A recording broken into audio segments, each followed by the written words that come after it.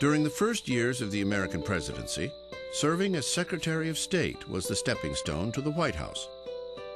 Thomas Jefferson, James Madison, and James Monroe had blazed that trail.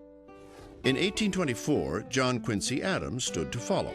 But in this historic election year, other ambitious men wanted the job. You have a Treasury Secretary, William Crawford. Got a Secretary of War, John C. Calhoun. In Congress, you have the Speaker of the House, Henry Clay. And there's also a rising national hero, Andrew Jackson, the victor of New Orleans, Old Hickory. Tremendously popular, very, very popular. Significantly, 1824 was the first election in which states began to count the popular vote in presidential elections. This meant that a national candidate could accurately measure his popularity with the common man. In 1824, Andrew Jackson was the clear choice of the people. But the presidency was still directly decided by the Electoral College, and that race was too close to call. The way the four of them finish in the Electoral College is Andrew Jackson is first, John Quincy Adams is second, William Crawford is third, and Henry Clay is fourth. But Andrew Jackson does not get a majority of the electoral votes. Now, according to the Constitution, the top three go to the House of Representatives, which must pick among them. So Clay is dropped. But of course, Clay is the Speaker of the House of Representatives.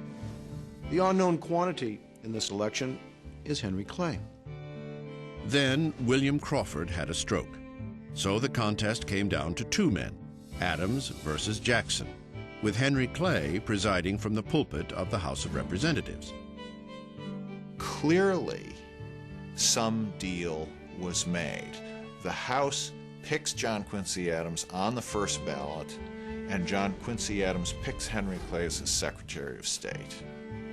Now, Andrew Jackson screams bloody murder at this, and he says this is a corrupt bargain. It is a scandal. It is a scandal.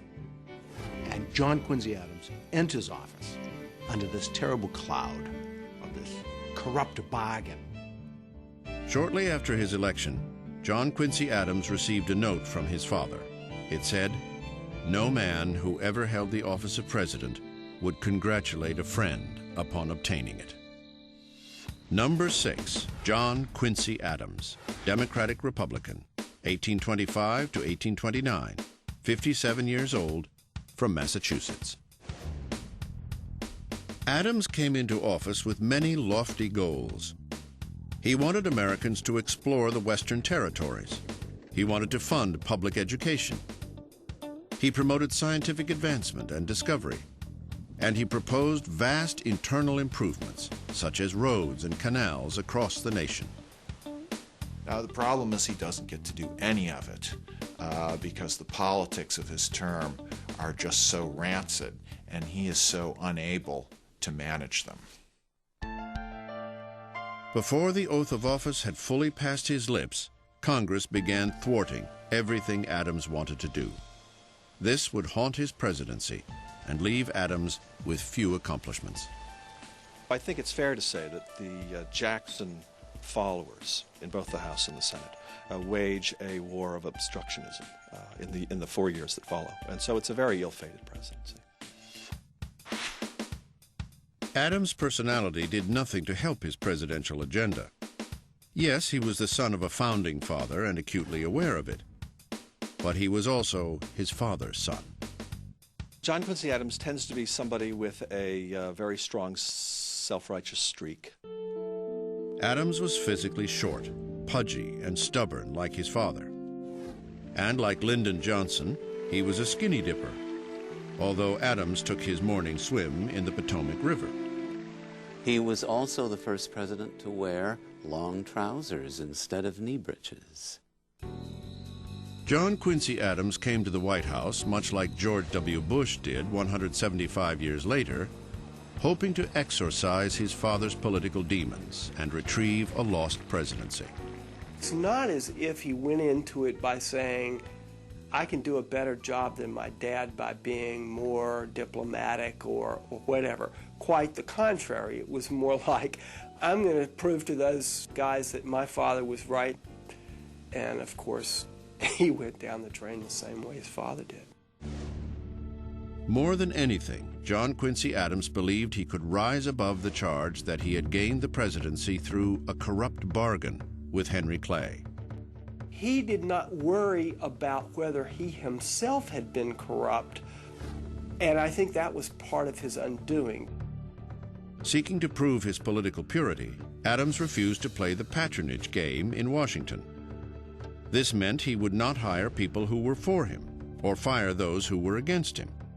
The result was devastating. John Quincy Adams endures probably 4 years of what may be the most miserable presidency that any president has ever experienced. It is 4 years of unremitting attacks on him by the Jacksonians. In 1828, John Quincy Adams ran for a second term. But once again, Andrew Jackson stood in his way. In this election, American political opinion was sharply split.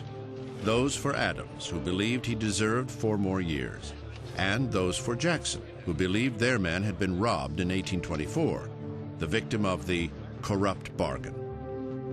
The one person who believed the charges absolutely, utterly, was Andrew Jackson himself, and he went home swearing eternal revenge, and he got it.